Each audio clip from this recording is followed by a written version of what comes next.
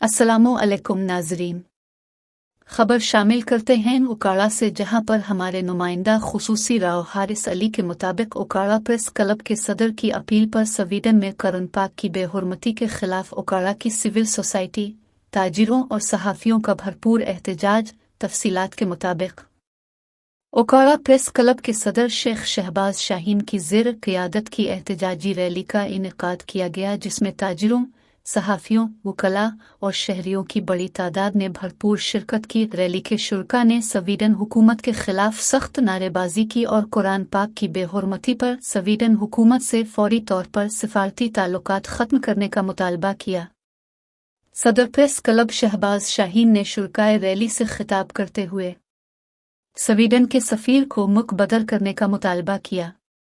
मुकर्ररीन ने रैली से खिताब करते हुए कहा कि आलमी सतह पर ऐसे इक़दामात उठाए जाने चाहिए कि किसी को कुरान मजीद समेत मुक़द्दस किताबों और अंबिया किराम की तौहीन की दोबारा कभी हिम्मत न हो सकी।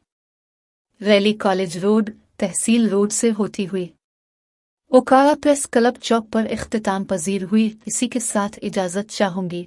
अल्लाह निगहबान।